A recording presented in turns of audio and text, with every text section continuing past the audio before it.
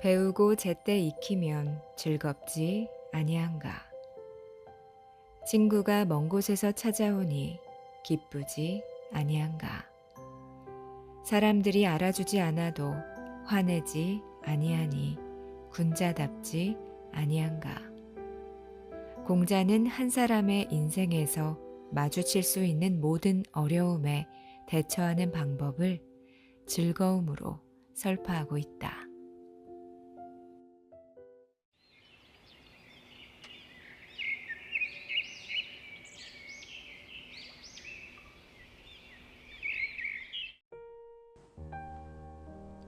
안녕하세요.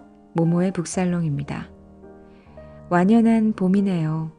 바깥으로 봄꽃 구경은 좀 하셨어요? 요즘 개나리, 진달래, 벚꽃 너무너무 예쁘더라고요.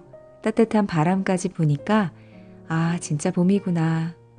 마음이 좀 싱숭생숭하기도 합니다. 오늘은 마음의 갈피를 잡기 어려울 때 꺼내서 읽어보면 좋을 만한 책을 가지고 왔어요. 나는 불안할 때 논어를 읽는다.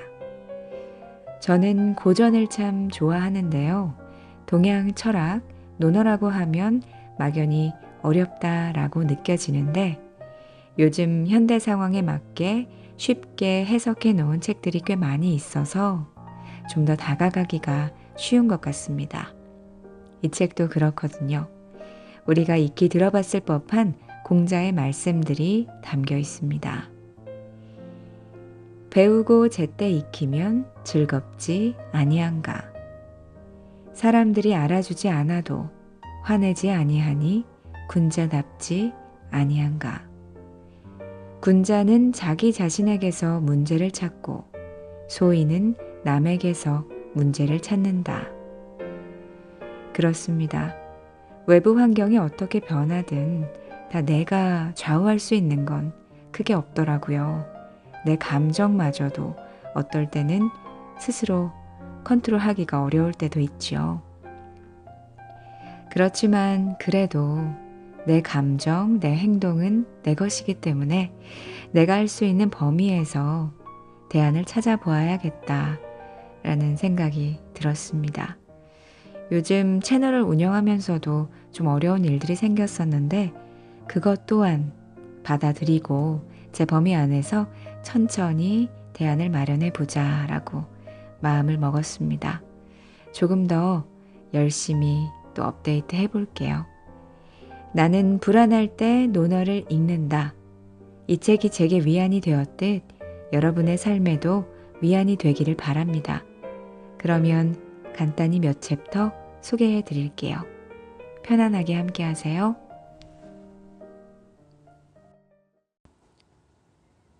군자무본 작은 습관의 경이로운 위력. 유자가 말하길 그 사람됨이 효도할 줄 알고 공경할 줄 알면서 윗사람을 거역하기를 좋아하는 사람은 드물다. 윗사람을 거역하는 걸 좋아하지 않으면서 난을 일으키길 좋아하는 사람은 없다. 군자가 근본에 힘을 쓰는 것은 근본이 세워져야 도가 생기기 때문이며 효도하고 공경할 줄 안다는 것은 바로 어짐의 근본이다. 공자의 제자 유자의 말입니다. 첫 문장. 집안에서 부모에게 효도할 줄 알고 형제들을 공경하며 우위를 지키는 사람은 윗사람을 거역할 수 있을까? 그런 경우는 거의 없을 겁니다. 윗사람을 거역하는 걸 좋아하지 않으면 난을 일으키길 좋아하지 않을 것이다. 즉, 집안에서 가족들을 위하는 사람이라면 직장에서도 상사를 존경하고 책임감 있게 일을 처리할 덕목을 갖추었을 것이라고 평가하는 것입니다. 직장 동료들과도 원만하게 지낼 사람이기 때문에 조직에서 난을 일으킬 가능성도 극히 적은 것이죠. 두 번째, 근본이 세워져야 도가 생긴다 라는 구절을 제대로 이해하려면 큰 나무를 떠올려 보세요. 가지와 잎이 무성한 큰 나무로 자라기 위해서는 먼저 뿌리가 땅속에 튼튼하게 뻗어 있어야 합니다. 이런 논리로 사람이 가장 중요하게 확립해야 할 근본은 효와 공경이라고 할 수 있습니다. 효와 공경은 인생사에 가장 단단하게 뿌리 박혀 있어야 할 근간이기 때문이죠. 부모는 자식을 사랑과 애정으로 대하고 자식은 부모에게 효도하며 형제자매와 우애를 지킬 수 있어야 합니다. 이런 의미에서 저는 인간관계를 맺을 때 부모와 자식의 관계가 어땠었는지 반드시 알아보려 합니다. 제가 아는 선생님이 이런 이야기를 했습니다. 사람이 살면서 마주하는 인간관계는 두 종류인데 하나는 부모와의 관계, 다른 하나는 다른 사람과의 관계라고 하죠. 다른 사람과의 관계는 부모와의 관계의 반영이기 때문에 부모와의 관계가 좋지 않았다면 모든 사람과의 관계도 어려울 수 있습니다. 효도하고 공경할 줄 안다는 것은 어짐의 근본이죠. 이 말은 부모와 자식 간에도 지켜야 할 예의와 중요성이 있다는 것입니다.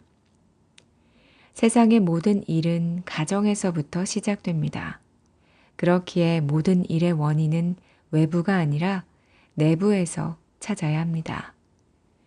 만약 가족들과 관계가 좋지 못하다면 이를 자신의 가장 시급한 수련의 과제로 삼아야겠죠. 그래야 다른 사람들과의 관계를 개선해 나갈 수 있습니다. 가화만사성이라는 말이 있습니다. 가정이 화목해야 모든 일을 잘해 나갈 수 있다는 뜻입니다. 부모로부터 사랑을 받은 아이들은 훗날 성인이 돼서 사회생활을 할 때도 잘 헤쳐나갈 수 있는 됨됨이를 갖게 될 것입니다.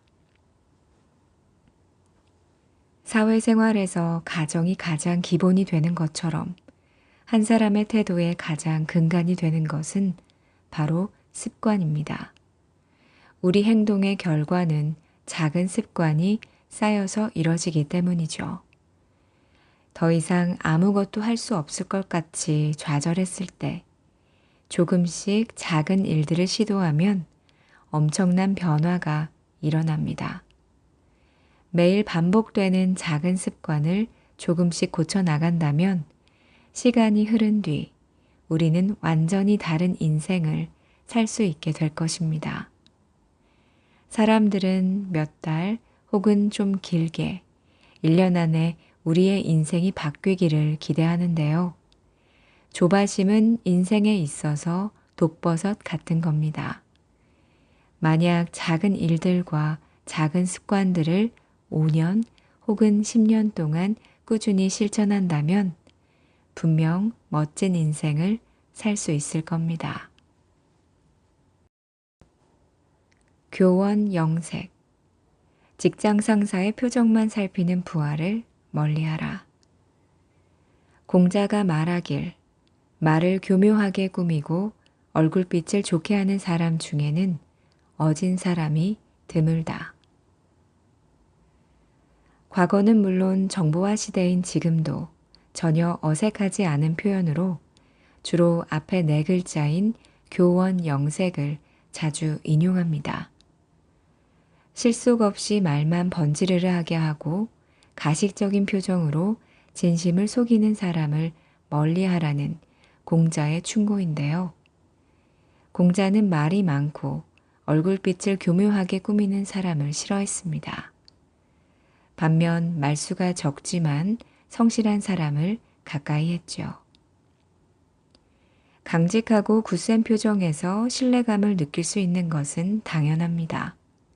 하지만 어눌하고 말을 잘 못하는 사람에게 선뜻 호감을 느끼기는 쉽지가 않죠. 하지만 공자는 그런 모습이 얼굴빛을 교묘하게 꾸미지 않은 순수하고 질박한 사람으로 어짐에 가깝다고 말했습니다. 그렇다면 사람들의 눈에 비친 내 모습은 어떨까요?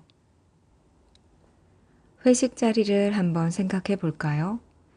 회식을 즐기는 외향적인 사람도 있고, 마지못해 자리만 차지하며 시간을 보내는 내성적인 직장인도 있을 겁니다. 처음에 회식 분위기에 잘 적응하지 못했던 저는 회식 분위기에 어울리기 위해서 술자리에서 술을 권하는 격언, 이런 것들을 배워볼까도 생각을 했었습니다. 하지만 이런 가식적인 방법은 공자의 사상과 부합하지 않는다는 생각이 들었죠.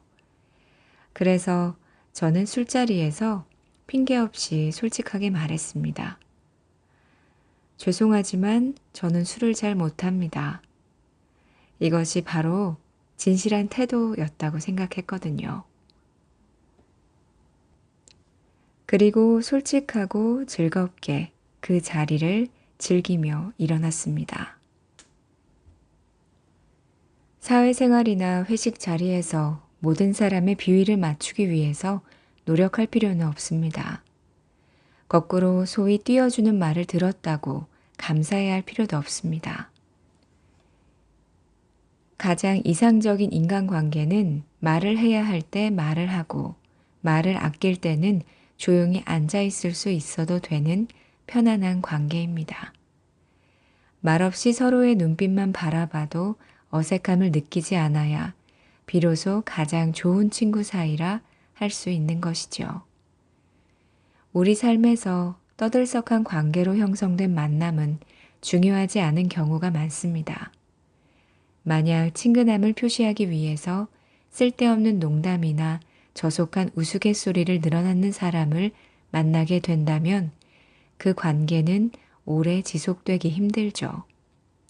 상대방에게 어떤 문제가 있으면 솔직하고 담담하게 지적하고 상대방의 단점까지도 허심탄회하게 말할 수 있는 인간관계를 만들려고 노력해 봅시다. 말을 교묘하게 꾸미고 얼굴빛을 좋게 하는 사람, 이런 사람들 중에는 어진 사람이 드물다라는 공자의 말을 생각해 보세요. 지나치게 자신을 과장하는 사람은 어짐이 부족해서 멋지게 보이려 행동하기 마련입니다. 진실한 기쁨, 관심, 애정은 과장할 필요가 없는 것이고 마음에서 우러나오는 존경도 굳이 과장되게 표현할 필요는 없는 겁니다. 부중즉 부위, 진중함과 위엄이 가진 위력. 공자가 말하길 군자가 진중하지 않으면 위엄이 없으니 학문도 경고할 수 없다. 충성과 믿음을 중시하며 자신보다 못한 사람은 사귀지 말고 잘못이 있으면 고치기를 꺼리지 말아야 한다. 이 문장은 논어에서 가장 유명한 문장이자 해석이 여러 굴레로 갈리는 문장입니다. 공자가 이야기한 위엄과 진중함에 숨겨진 의미는 무엇일까요? 저는 자신만의 원칙과 입장이라고 생각합니다.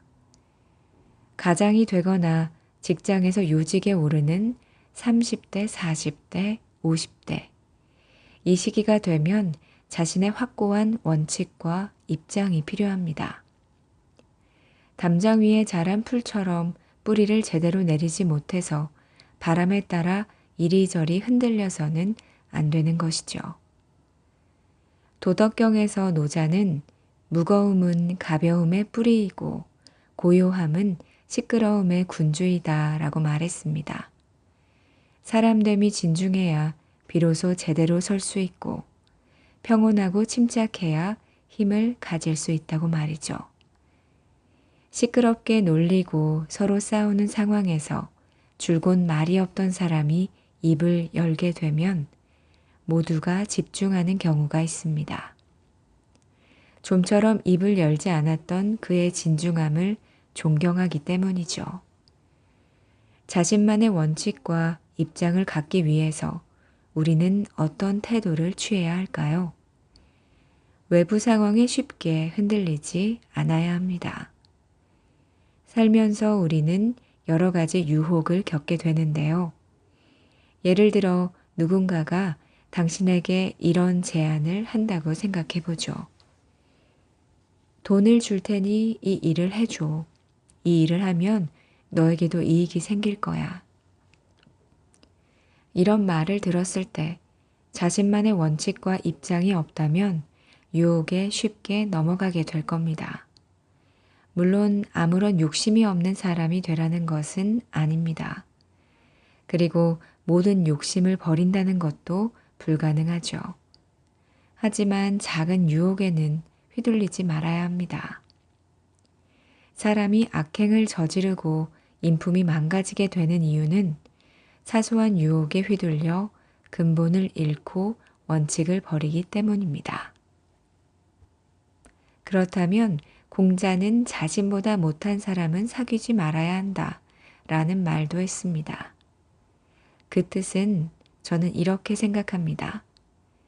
뛰어난 사람과 사귀기 위해서 보다 능동적이고 자발적으로 노력해야 한다.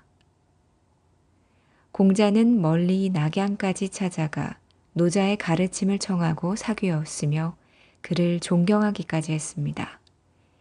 다만 운명이 가져다주는 그런 친구는 내칠 필요는 없지요. 하지만 자신보다 뛰어난 사람과 사귀려고 노력해야 한다는 의미였습니다. 그래야 뛰어난 사람들의 사상과 학문에 영향을 받아서 자신을 계속 발전시킬 수 있었죠. 사람이 평생 사귈 수 있는 친구의 수는 한정되어 있습니다. 따라서 우리는 자신을 계속 발전시키기 위해서 의식적으로 인품과 지조, 그리고 교양을 두루 겸비한 사람과 가까이 지내야 한다는 점을 공자가 알려주고 있는 것이죠. 주나라의 유학자 순자의 권학에는 이런 말이 있습니다. 쑥이 산밭에서 자라면 붙잡아 주지 않아도 곱게 자란다. 쑥은 줄기가 약해서 비스듬히 자란다.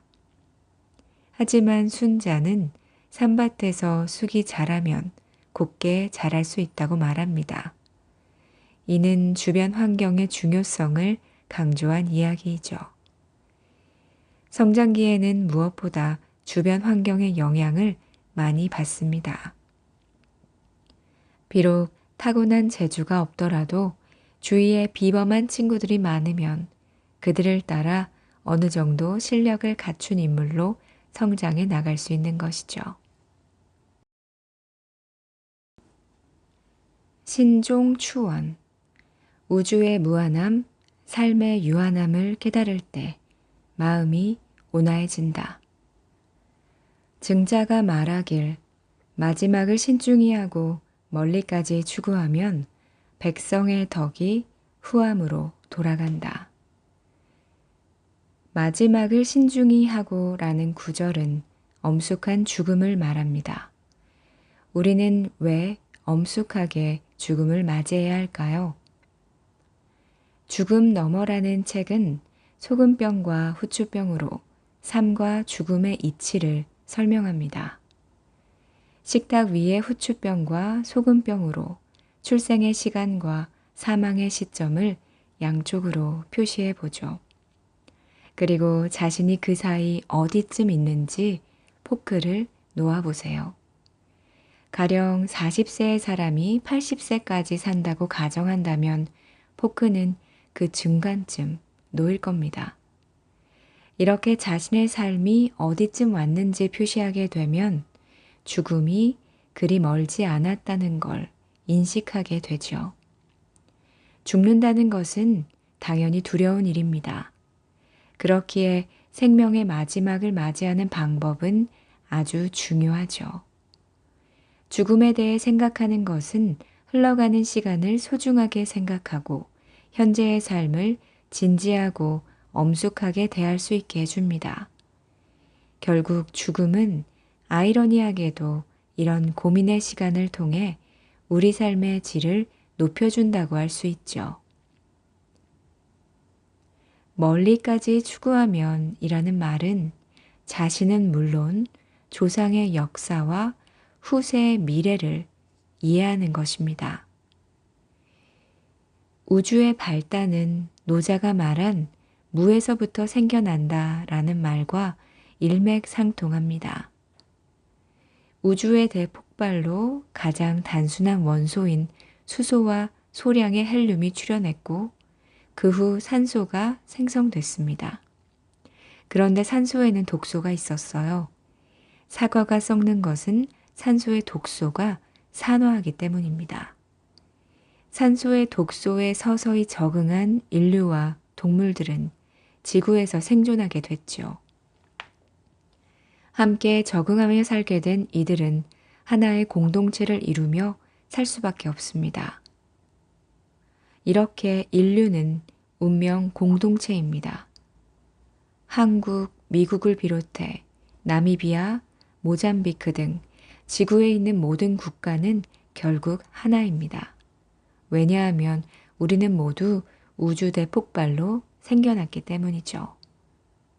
이것이 바로 멀리까지 추구하는 것입니다. 이렇게 먼 역사를 배우면 마음과 시야가 넓어집니다. 시야가 좁은 사람은 주변 사람을 적대시하고 고통과 갈등을 해결할 방법을 찾지 못하게 됩니다. 하지만 멀리까지 추구하는 마음은 시야를 넓혀주죠. 여기에 마지막을 신중히 하고 멀리까지 추구하려면 삶의 유한성을 깨달아야 합니다. 그리고 역사를 계승해야 할 책임과 미래를 예견하는 지혜가 필요한 것이죠. 그런 마음을 깨달을 때 우리의 마음은 온화해질 수 있습니다.